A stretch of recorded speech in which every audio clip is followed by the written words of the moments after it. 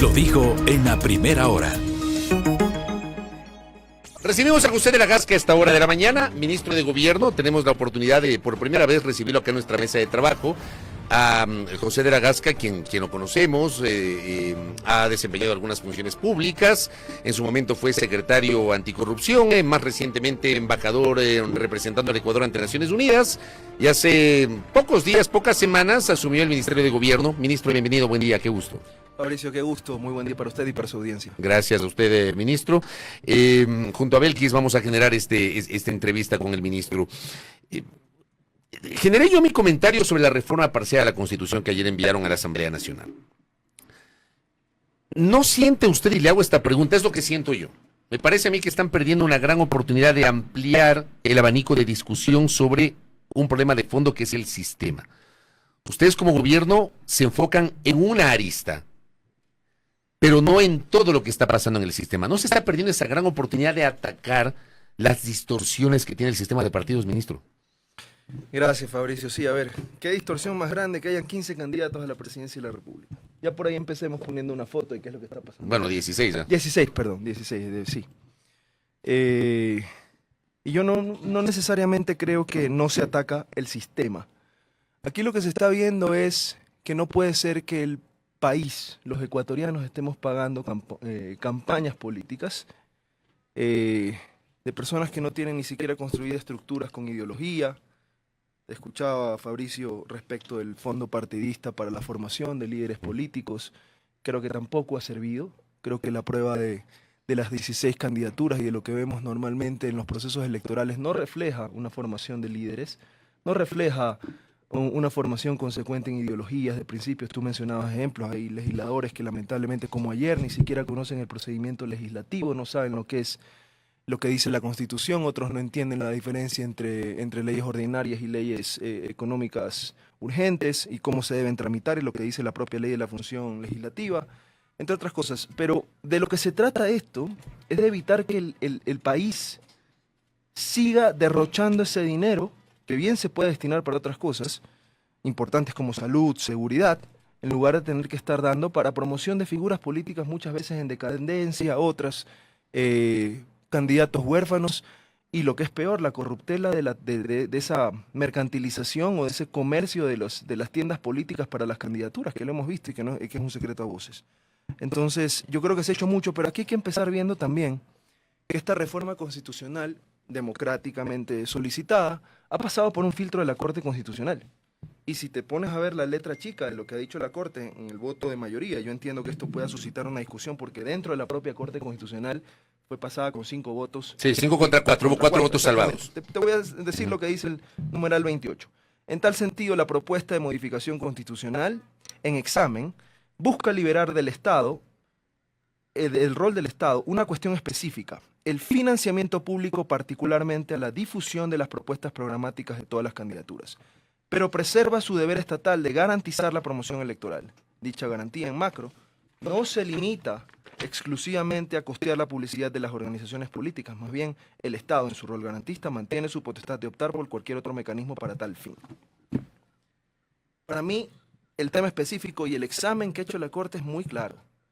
Dejemos que las organizaciones políticas se autofinancien, que sea el Estado el que deje de estar dando ese dinero, repito, a organizaciones políticas que están ahí simplemente para ser mercantilizadas, que no sirven como escuelas de formación, y el Estado deberá seguir cumpliendo su rol. Ojalá esto sirva, y te escuchaba y coincido, para pasar factura y una transparencia y una responsabilidad de para qué han servido esos fondos durante tanto tiempo. Pero para mí, en la visión que se tiene, hasta hoy no han servido, y lo vemos en la foto de hoy, 16 candidaturas. Ministro, buenos días, bienvenido nuevamente. Quisiera dejar de lado momentáneamente nada más lo que tiene que ver con el Fondo Partidario Permanente para concentrarme en el Fondo de Promoción Electoral, que es, como lo decía Fabricio, el que, digamos, se activa en época de campaña electoral. En la reforma al artículo 115 que se plantea, se elimina la posibilidad de que, en efecto, o la prohibición en este caso de que los partidos y movimientos contraten directamente con medios de comunicación y vallas publicitarias. Sin embargo, se mantiene esta primera parte del artículo que dice: el Estado, a través de los medios de comunicación, garantizará de forma equitativa e igualitaria la promoción electoral que propicie el debate. ¿Cómo se va a garantizar esto por parte del Estado si, de aprobarse esta reforma, los partidos y movimientos tendrán vía libre para contratar como consideren los espacios en medios de comunicación y vallas publicitarias? Ahí más bien no se prestaría para una práctica inequitativa, desigual, en desigualdad de condiciones. Yo quisiera que la promoción fuese, como dice la ley y la Constitución, de ideas. Para eso está la garantía, no para promoción de figuras. Y si quieren hacer promoción de figuras, pues bien, que no le cueste al Estado. Es que de eso se trata, vea que tiene que ver con campañas electorales.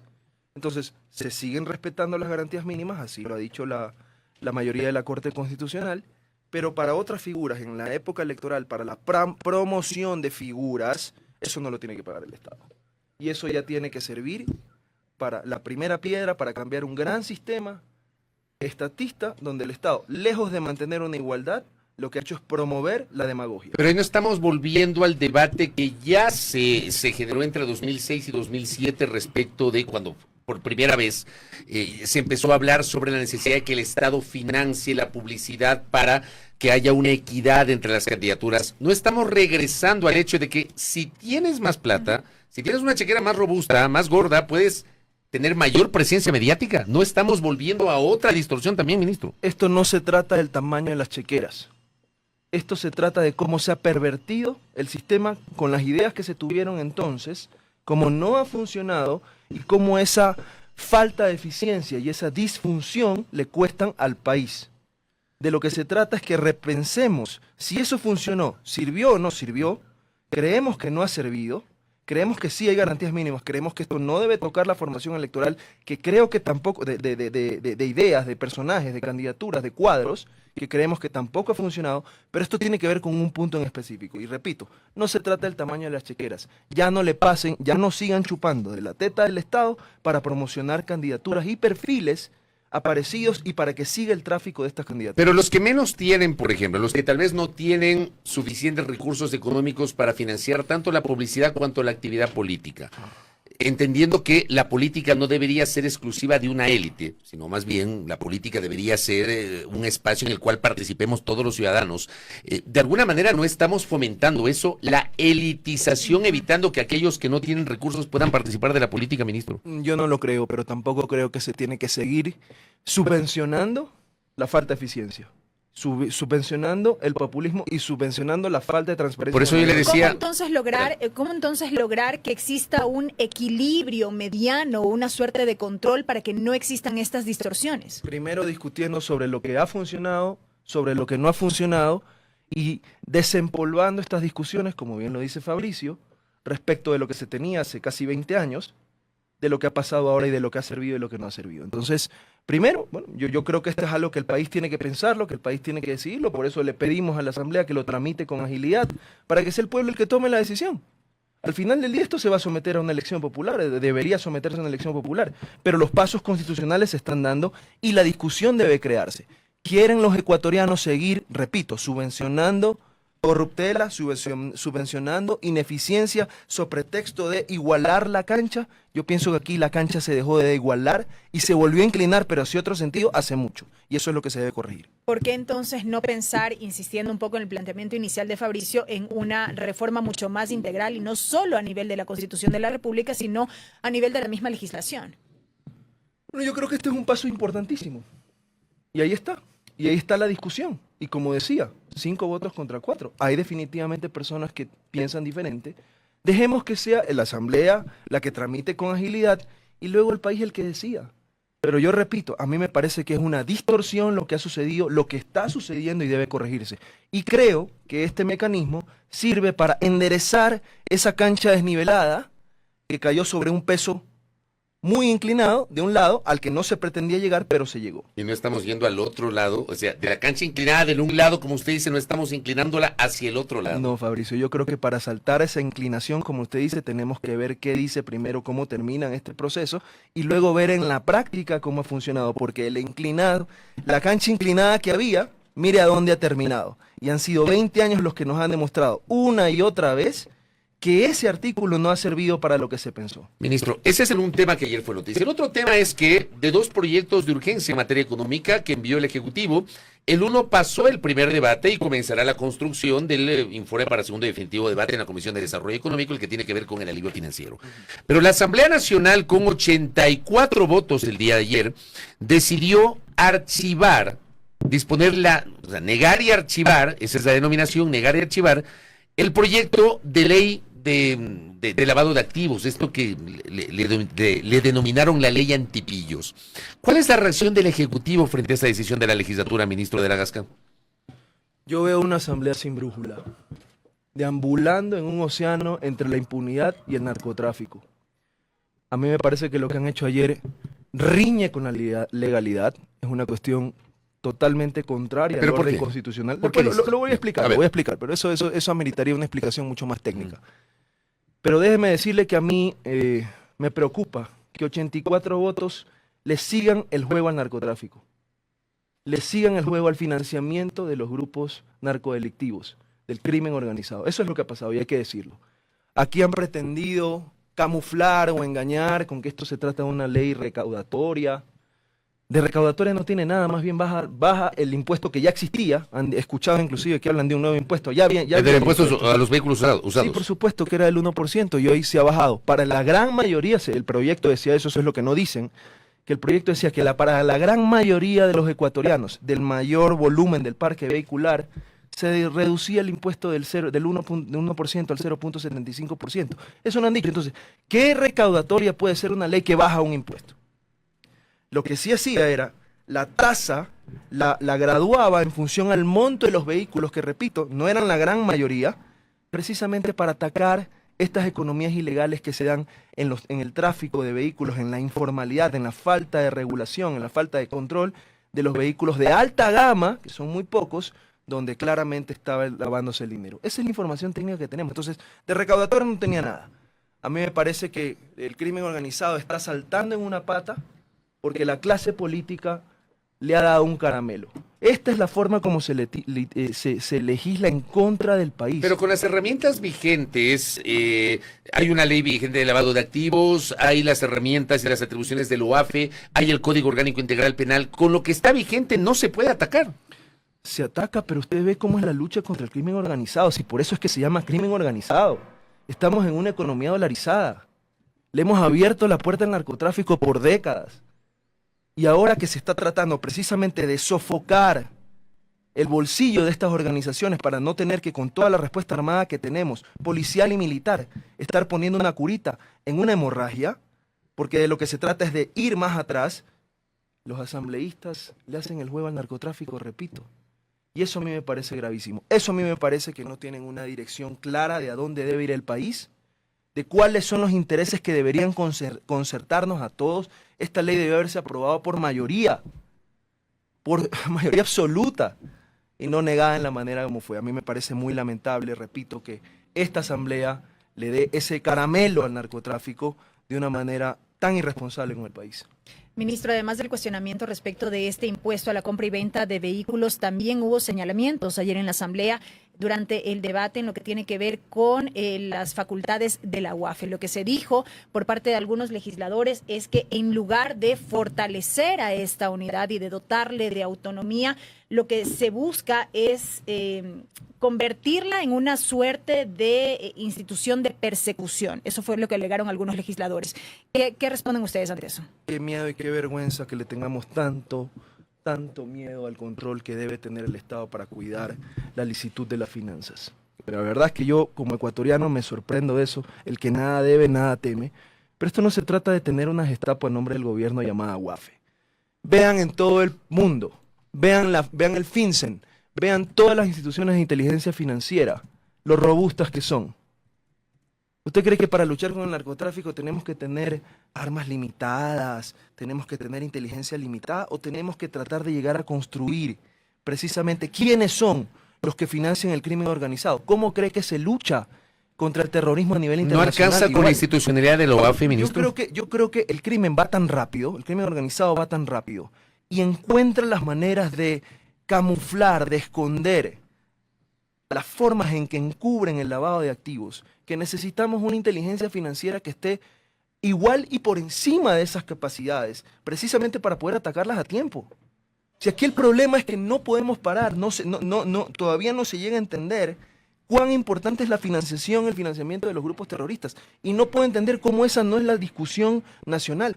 Yo me he quedado tremendamente sorprendido ayer, avergonzado una vez más de la clase política, de ver cómo en medio de un debate un asambleísta recibe amenazas por parte de un alcalde. Porque se está tratando precisamente dentro de esa ley, porque aquí nos hemos enfocado en uno solo de los aspectos de la ley, pero lo que no se dice es cómo esa ley también pretendía entrar a regular la corrupción, el lavado de activos que existe dentro ¿Es verdad que el alcalde de Guayaquil llamó al asambleísta Ceballos a amenazarlo? Están los videos. Eso es lo que ha denunciado. O sea, eso es lo que él denuncia. Eso es lo que él denuncia. Yo no tengo por qué. Pero ¿por qué le llamó, según el asambleísta Ceballos, el alcalde a amenazarlo? Eso tiene que preguntárselo y responderlo el mismo alcalde de Guayaquil. Lo que yo he visto es un hecho gravísimo que se ha puesto en conocimiento de la opinión pública, donde en medio de un debate donde se está discutiendo, repito, la corrupción y la forma como sirve el fútbol ecuatoriano, los equipos de fútbol, para financiar también el narcoterrorismo, y en medio de esa discusión, el asambleísta denuncia que ha recibido estas llamadas amenazantes e intimidantes por parte del alcalde de Guayaquil. Eso debería preocuparnos. Eso debería preocuparnos. Esa no puede ser la discusión, querido Fabricio y queridos ecuatorianos, que debemos de tapar con el miedo. Si yo aquí veo que le tienen pánico a esta ley, y eso es lo que refleja que estamos dando en el clavo, que como gobierno estamos yendo y estamos apuntando en el lugar correcto, en esa parte, en esa laguna de punibilidad, en esa laguna de control, donde todavía no ha podido llegar el Estado con todas sus capacidades. Eso es lo que les Usted dijo que era inconstitucional lo que hizo ayer la Asamblea Nacional. ¿Por qué? Porque se supone que la propia Constitución y la Ley Orgánica de la Función Legislativa le permiten a la Asamblea aprobar, reformar o negar un proyecto de ley. ¿Por qué es inconstitucional? Fabricio, usted de procedimiento legislativo creo que conoce muchísimo más que los asambleístas que están sentados ahí. Algo. Y usted me va a entender. Sí, es verdad, la Constitución establece, me parece que es en el artículo 140, y no voy a marear a la audiencia con articulado, pero establece una regla de conducta, un mandato de actuación para la Asamblea. En proyectos de ley económicos urgentes, la Asamblea tiene una obligación que es actuar dentro de un tiempo haciendo 3 cosas. Puede hacer 3 cosas. Aprobar, negar o modificar, y lo debe hacer dentro de 30 días. El artículo siguiente establece el trámite. El inciso siguiente establece el trámite. Y es verdad que dice que se tiene que hacer por el trámite ordinario, distinguiendo, salvo en lo que tiene que ver con los plazos, distinguiendo de la tramitación de lo que usted bien decía, que a veces no entienden, que existen leyes ordinarias, leyes orgánicas, que hay mayorías simples, hay mayorías absolutas, hay mayorías calificadas. A eso es a lo que he querido referirse. Pero fuera de la Constitución, que ya marca la obligación de conducta de la Asamblea, usted tiene que la Ley Orgánica de la Función Legislativa establece un procedimiento donde está cómo se deben de tramitar las leyes orgánicas. Y dentro de ese procedimiento de cómo se deben tramitar las leyes orgánicas, establece un procedimiento, vamos a llamarlo así, especial, específico, para tramitar las leyes ordinarias de emergencia económica. Y esos son los articulados que tienen que seguirse para este trámite aquí. Recordemos que fue el CAL, la propia Asamblea, la que dio paso y calificó este proyecto como económico urgente.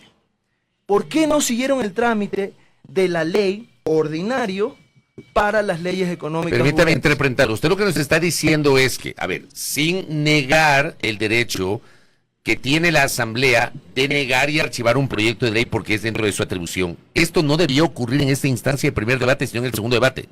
Exactamente. Eso es lo que nos quiere decir. Exactamente, porque y creo que por ahí estaba la discusión ayer, porque cuando se trata de proyectos ordinarios que no son de urgencia en materia económica, exacto, hay múltiples antecedentes de que la Asamblea, con el informe de la Comisión, que ha dispuesto el archivo de un proyecto. Sí, señor. Pero yo no recordaba, y eso conversaba ayer con algunos especialistas en derecho parlamentario, yo no recordaba un archivo en primer debate de un proyecto de urgencia en materia económica. Porque la ley no lo permite. Sí, en segundo debate. Se hace referencia al artículo 60 de la Ley de la Función Legislativa. Pero ¿no? lean el 62, pues. Lean el 62. Es que ahí voy.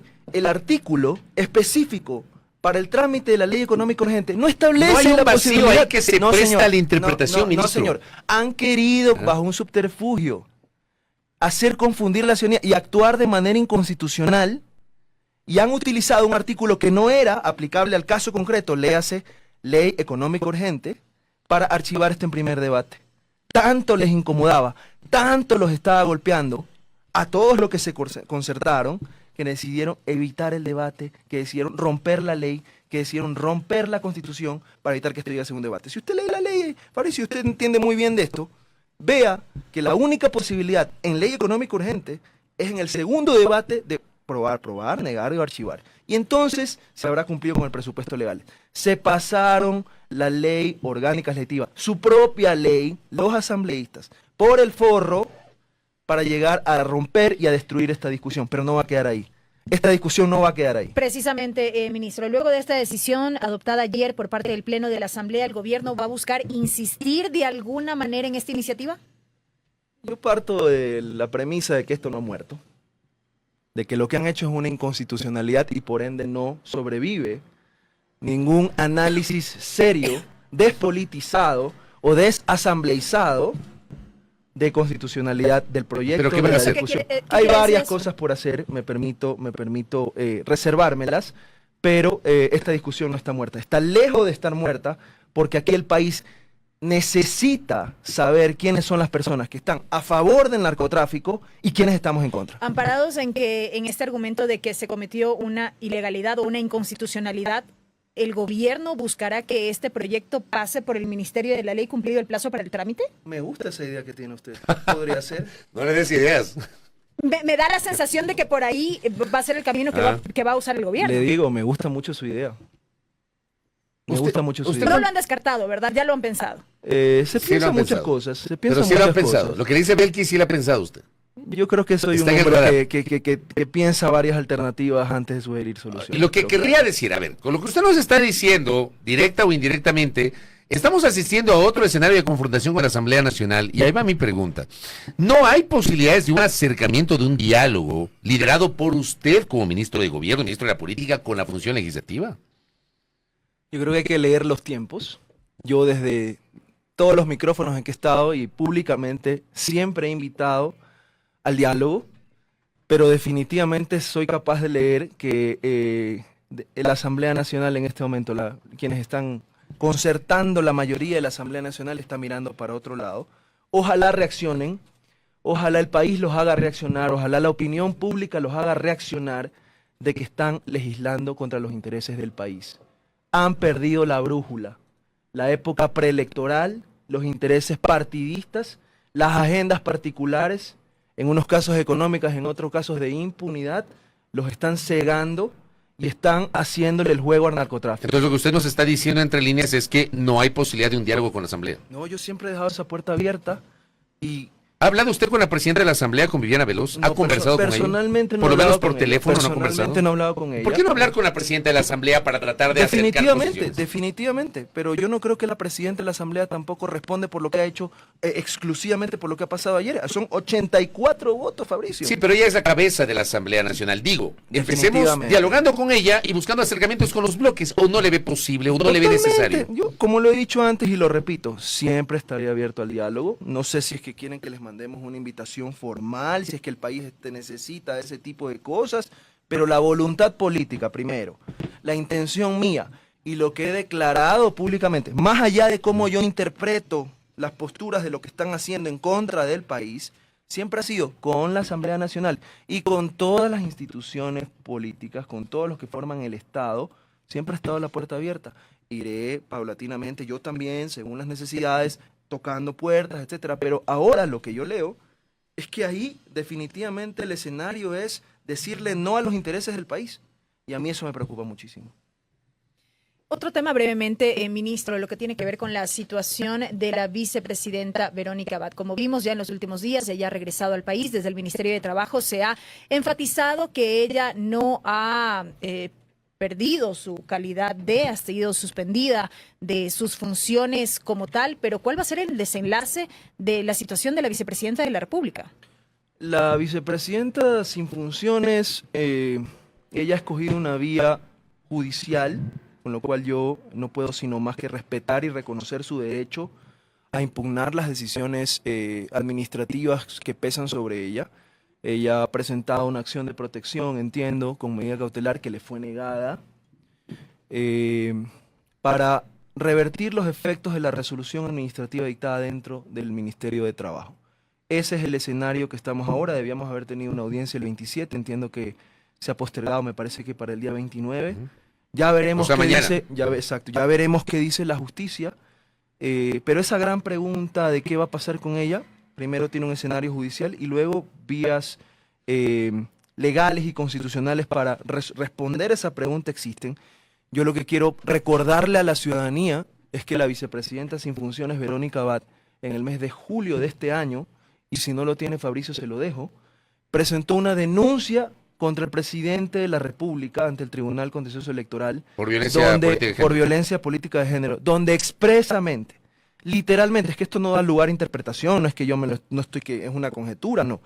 Expresamente ella solicita la destitución del presidente, muchas gracias, la suspensión de sus derechos políticos por una vía ajena a la Asamblea Nacional.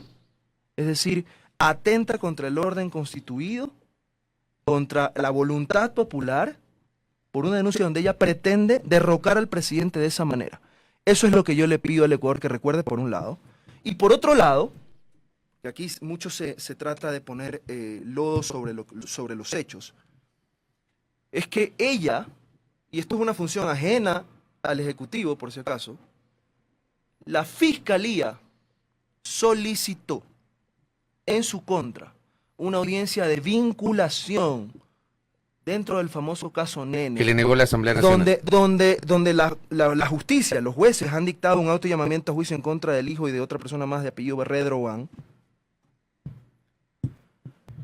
La Fiscalía la Fiscalía General del Estado le solicita a los jueces que quieren vincular al proceso por encontrar méritos, por tener elementos. Esto no lo dice el Ejecutivo, lo dice la función judicial, un órgano de la función judicial. Le piden a la jueza Camacho, eleva ese pedido, traslada ese pedido a la Asamblea Nacional y la Asamblea Nacional en menos de 72 horas niega y deja este caso en la impunidad. Esa misma asamblea que hoy le está haciendo el juego al narcotráfico. Pero estas cosas que usted dice no le quitan el derecho a Verónica Abad de que ella ganó una elección con Daniel Noboa en la misma papeleta y es la vicepresidenta de la República.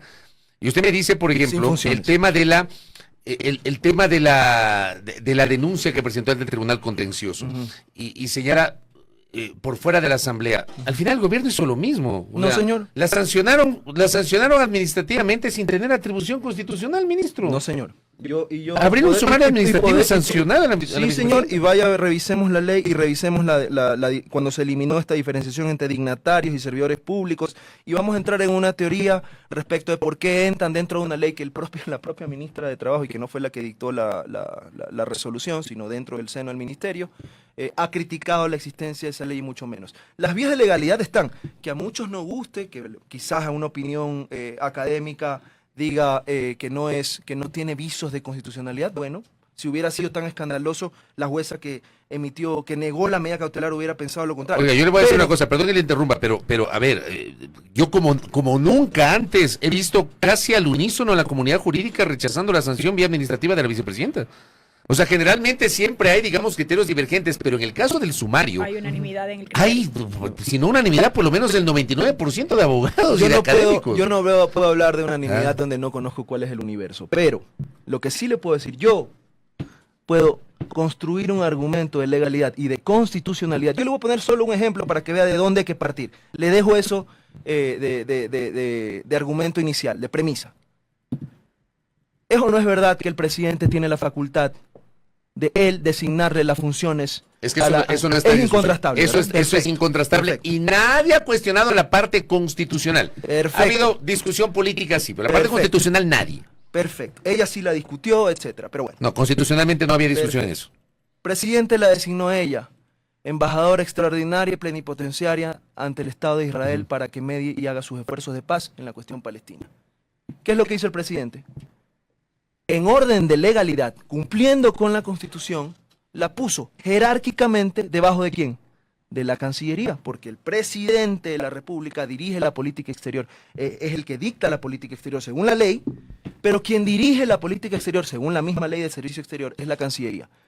Yo fui embajador ante Naciones Unidas y usted lo recordaba, y eran extraordinario y plenipotenciario. Eso significaba que yo me mandaba solo, que yo podía votar como... Pero usted no era el vicepresidente. No, señor. pero tenía, igual que someterme al régimen de legalidad, de ser un embajador. Eso es lo que pasó con la señora vicepresidenta sin funciones. Ella se tuvo que regir, y eso es indiscutible. Usted no va a escuchar que nadie va a criticar eso, que se sometió a un régimen de legalidad por ser embajadora. Ese régimen de legalidad, como lo tiene todo servidor público, está sometido también a un principio de responsabilidad.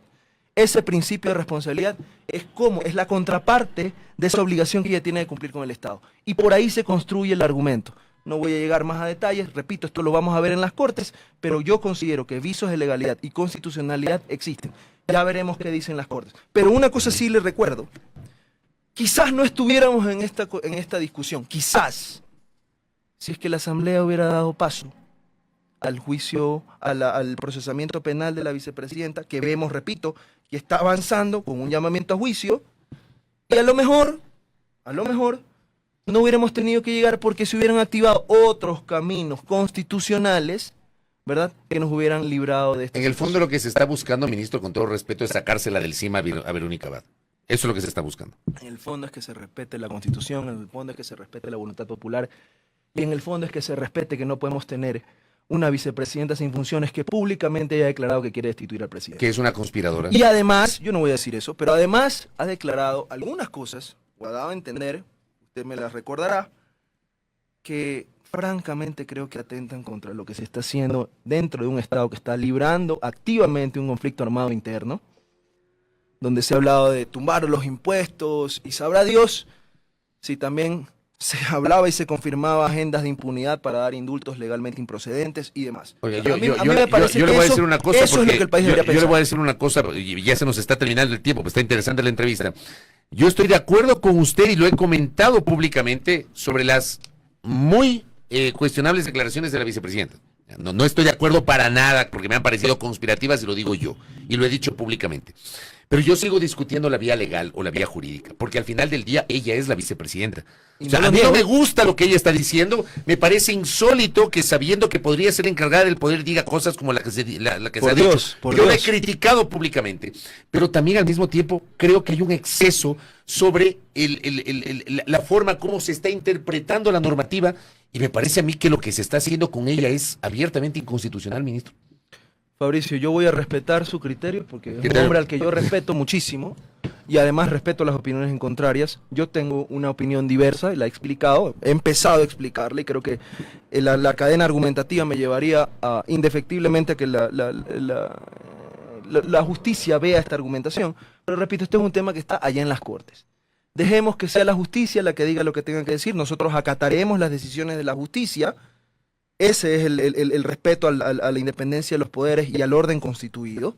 Y analizaremos desde lo político, desde lo legal, desde lo constitucional, otras vías que nos permitan a nosotros zanjar esta situación. Pero lo que sí recuerdo es que hay un caso de impunidad que la Asamblea Nacional permitió en menos de 72 horas para negar que el país sepa en su derecho a tener la verdad si es que la vicepresidenta sin funciones era partícipe o no, autora o no, del delito que hoy está llamado a juicio, el caso Nene.